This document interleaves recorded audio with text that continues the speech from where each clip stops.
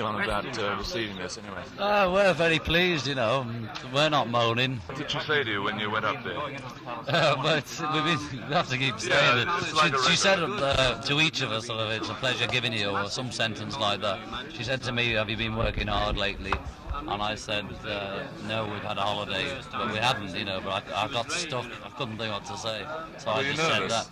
Yeah, well, not as nervous as I have been about other things, but just because I was the first one she said a sentence to, and we're all hoping it'd be somebody else that she'd start on, so she picked on me, and I sort of said, all right, we've been having a holiday, you know, it was the first thing that came in my head.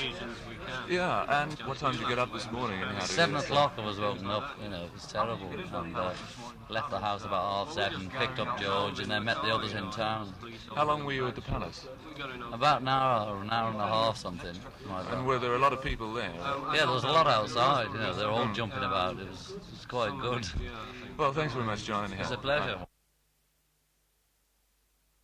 George, congratulations. You must feel very excited. Yeah, it's great. Where is the MBE at the moment? It's in my pocket.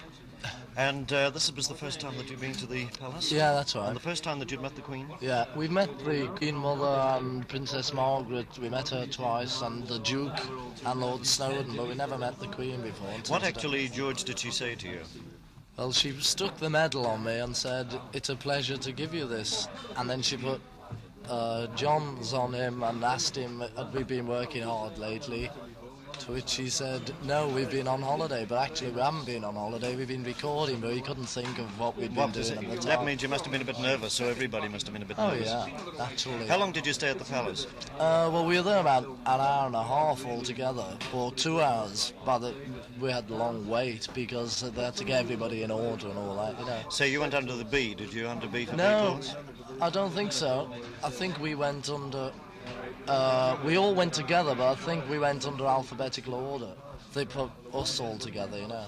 There was some talk about the clothes that you'd be wearing. Did you go and buy something special No, for this morning? You see, at first when we heard we'd got the MBE, we expected to go in grey toppers and morning dress or, you know, that stuff. But the palace told us that we could go in ordinary suits. And were there many other people at the palace actually wearing ordinary clothes? Oh yeah, a lot. In fact, there were, apart from the military people who were in their uniforms, there were only I only spotted about 30 people who had the gear on, you know, the tails and that. But Yeah. most of the people were just dressed in a suit and shirt, yeah. Well, what are you going to do with your MBE, George? Well, don't know. I'll have it at home. Will you put it in with all the other trophies and all the other Well, things? actually, I haven't got... At home, I've got no trophies on display at all. I don't like having gold discs and things around. It's a bit pretentious, ostentatious. Of course, it'll be I don't know, with my MBE, MBE... won't it?